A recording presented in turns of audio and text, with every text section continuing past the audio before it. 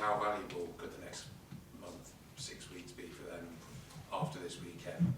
Feet up, proper rest. Yeah. Is that, are you excited for next season? Yeah, for sure. They're going to need a rest, and the international is still going to have a few games to play. As you said, it's been a big part of that. We have some big injuries as well while players were international duties. It's part of it. It's part of the schedule. It's part as well of their ambition and what they want to achieve. And it's a good summer because after that they're going to have a good rest period as well, that they're going to recharge themselves and prepare really well for what is coming next season. You spoke about the David Raya decision earlier, creating a lot of noise and having to back yourselves on that decision. Are you planning anything this summer that you think could make a similar impact? Anything that has to be a bit ruthless? It's not. I mean, we have to feel it if it's the best decision for the club and for the team, and it's communicated in the right way and is explained the right way with whoever is involved. We have to do it. That's our job. Hi Mikel, of course you're on track for a third successive season as league runners-up. Aside from injuries and suspensions, in terms of what's within your control, looking back now across the season, is there anything in particular that you've learned, particularly from this season rather than the previous two, that you're going to try and focus on and address for the next campaign? Yeah, especially a few things that we have to evolve as a team to get that randomness out and to understand better as well our players and the demands that we are putting on them. That's a big one, and especially one, which is the size of the squad. And obviously now we're pretty much at the end of the season. Aside from the first team, you've obviously got a lot of youngsters coming through the academy. For the next campaign, who are the one or two that we should be looking out for that you think could maybe break through to the first team in the way that Miles and Ethan have in this campaign? Well, I think Max probably will be in and around the pre-season. Obviously, he's got a very busy schedule as well in the summer because they're in the tournament at the moment and he's going to need some rest. And we'll pick another few from the academy as well to be in around the team and hopefully get a nice, beautiful surprise again. Sam? Hi, okay. On the issue of squad size, I don't know if you saw Pep's comments this week. He basically threatened to quit if City made the squad bigger.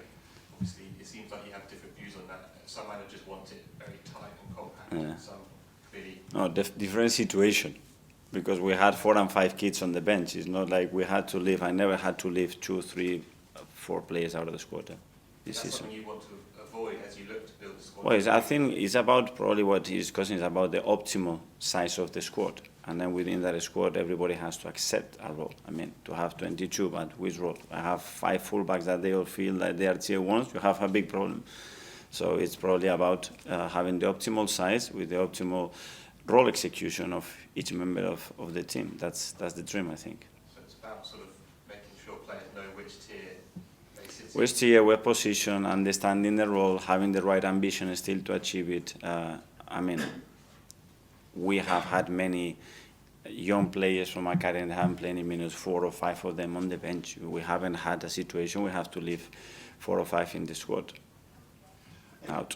Hi, Mikel. Hi. Just on how you're going to reflect on the season, how long do you think you would take to take stock of what's gone on and try to implement a plan for next season, or do you already know? Well, quite a lot of things I know, but we'll sit down with all the staff and review a lot of things.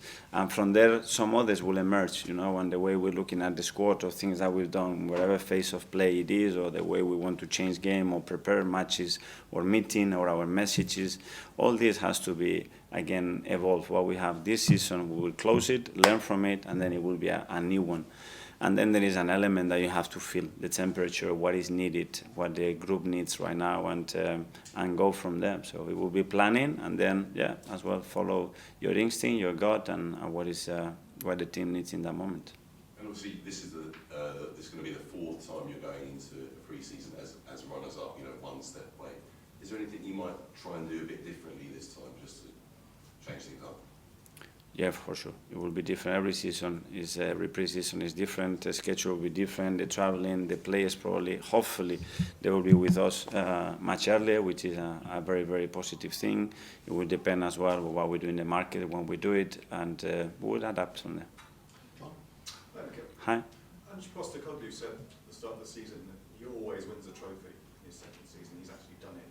And you just said next season is all about a major trophy. Is that the line? Is it a line in the sand you draw?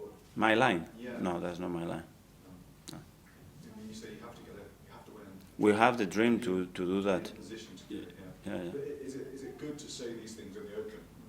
A lot of managers will never say something as bold as what Ange said.